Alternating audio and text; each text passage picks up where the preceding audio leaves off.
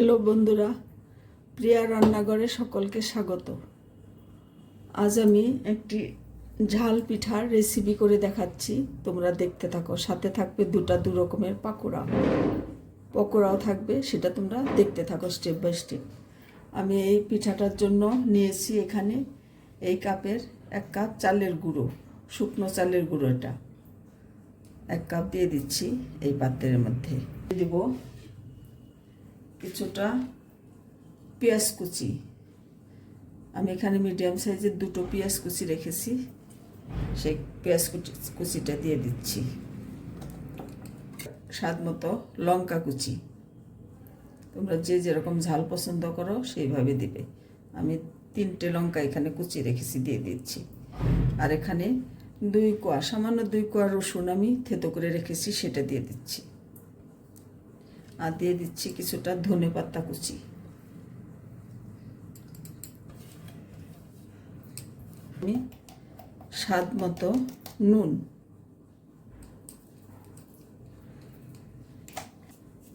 দিয়ে দিচ্ছি একটু ফ্লেভারের জন্য একটু কালো জিরে, সামান্য একটু। শুকনো হাতে এখন একটু মিক্সড করে নেব।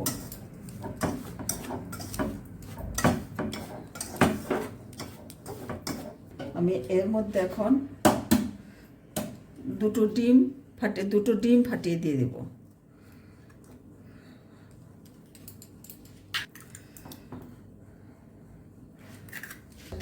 সব উপকরণগুলো আমি এখন ভালো করে মিশিয়ে নেব।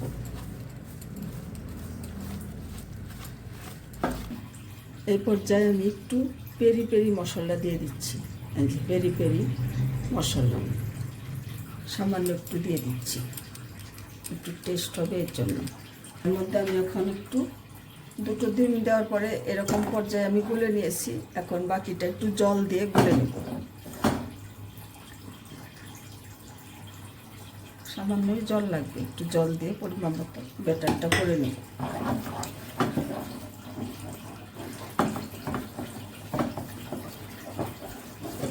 এর মধ্যে তোমরা অন্য ভেজিটেবলও দিতে পারো, একটু গাজর কুচিয়ে দিতে পারো, একটু বাঁধাকপি দিতে পারো কুচিয়ে।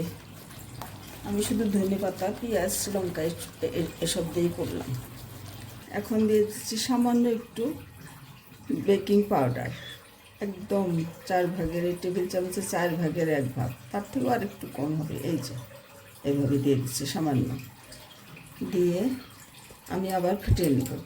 জল দিয়ে ডিম দিয়েছি, এটা আবার একটু ভালো করে ফেটিয়ে নেব।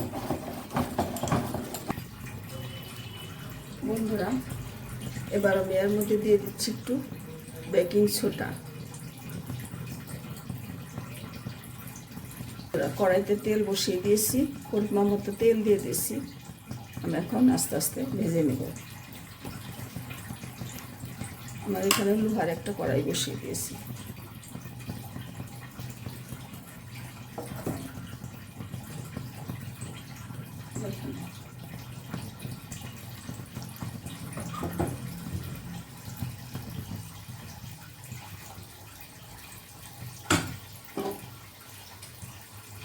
তেলটা এরকম করে একটু ছিটিয়ে দিবে।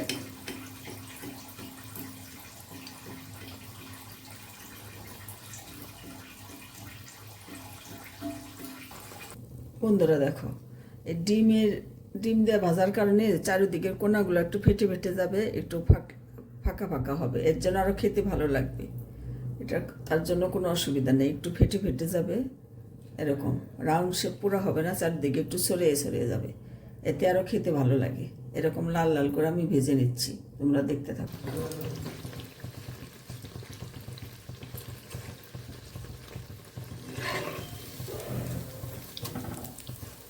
হ্যালো বন্ধুরা, আমার সবগুলো পিঠে ভেজে নিয়ে ফিরে আসছি।